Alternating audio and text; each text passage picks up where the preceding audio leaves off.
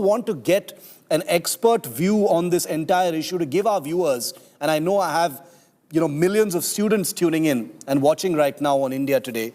I'm joined by Shekhar Dutt. He's co-founder of Sleepy Classes. He runs a very, very popular YouTube channel that provides content for UPSC aspirants. And he has been very, very dismayed and upset by the Pooja Khedkar incident.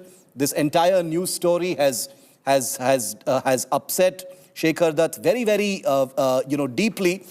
He's in fact put out a tweet saying this Pooja Khedkar case might be the moment of the UPSC's fall from grace. He has also said it's an unbelievably sad day to be associated with UPSC preparation.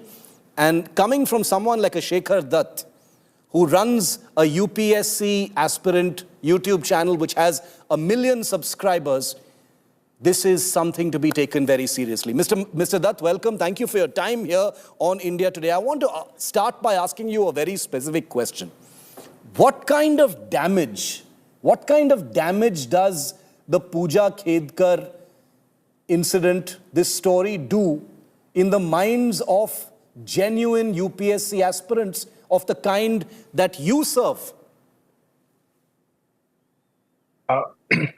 It's like when we see students from the Hindi belt particularly, and they are the ones who rely very heavily on this particular exam, UPSC, and they dream of it, even when they have cracked IITs or even when they have gone to IIMs. They still want to make it through UPSC and become an IAS officer. And we have 3 I's in India. One is said to be IIT, then IIM, and the biggest of them all is IAS. Yes. And we have seen so many memes, so many videos of people wanting to be an IAS officer. And it's like something more than a job, very sacrosanct. And yesterday when it started, a couple of days ago, when the news started breaking out, and my Twitter account, my inbox was full of a lot of questions that UPSC also is now falling, or perhaps like UPSC is also in the same league where we have put other agencies, for example, NTA. It was on a higher pedestal, above everything else, beyond question. And suddenly now there's a trust deficit. I want to see it as an outsider. I'm not an insider. I barely know anyone working in a ministry or anywhere else. I see it as an outsider, and I want to keep preparing students. I've been preparing students for the last more than a decade now. Yes. And I've made attempts in UPSC. I've appeared in interviews. And it's an immaculate agency work, and we work with retired bureaucrats to conduct interviews. And it's an immaculate agency, one of the best in the nation. But this particular thing has put the entire credibility in question. And suddenly it's like I teach sociology in particular, and there's a particular concept given by a Harvard scholar, Theda Skocpol, and she says only 2 things are required to run a nation smoothly. 2 resources. One is human resource and one is financial resource. We are pretty confident when it comes to financial resources, because we raise a lot of finances from within, taxing, etc. We do complain about it often. But the human resources were the benchmark, one of the best recruiting agencies in the world, UPSC, often being called the toughest exam and all. And then there were stories, Barmi fail and all. And suddenly the dream seems to be vanishing. Suddenly it feels which is what I want to ask you, Mr. Dutt. Students, and I know students, because there were many people in my batch who chose to take a year off, study for the civil services exam, had many different reattempts. I don't know what the limit on reattempts is, but I know people who have exhausted all the reattempt options as well.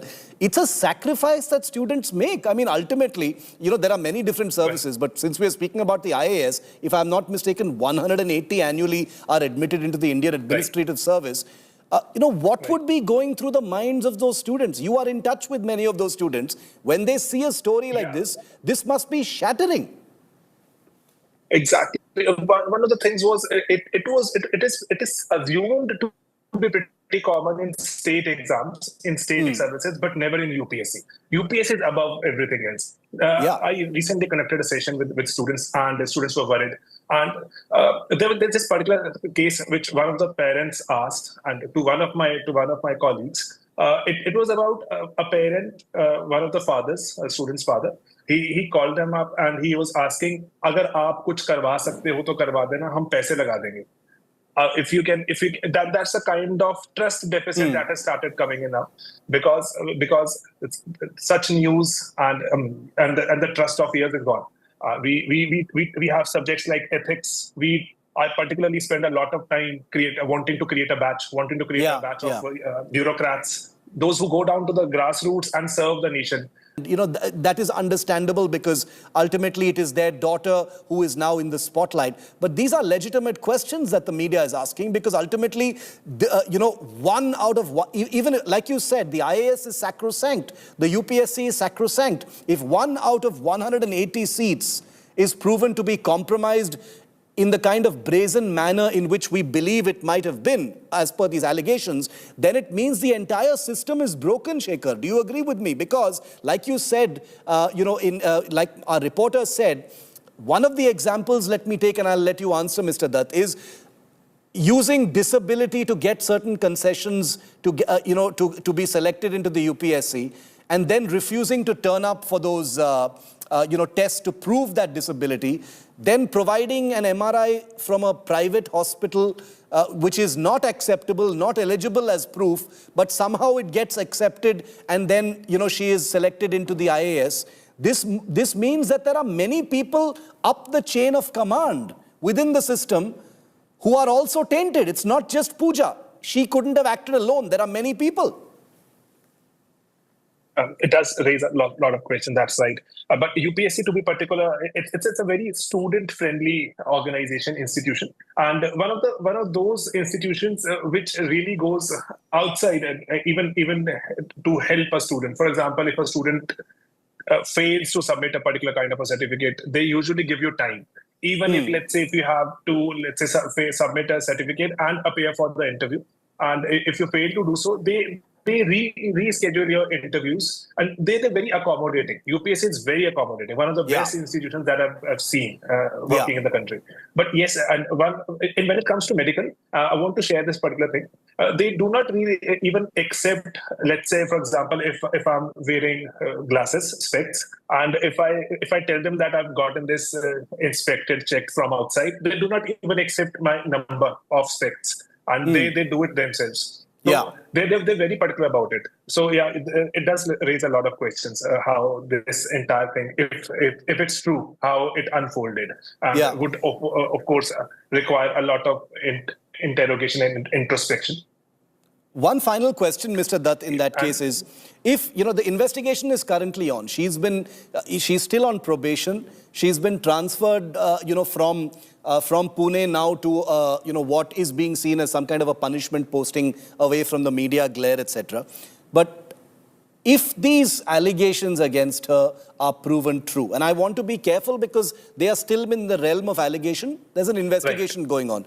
If they are proven to be true, what, in your view, needs to happen? My personal view as a lay person is, if the entire basis on which she was selected and brought into the IAS is a falsehood, then she has no business being in the IAS. She should be sacked and she should be booked for criminal charges. Do you think the same, or do you think differently?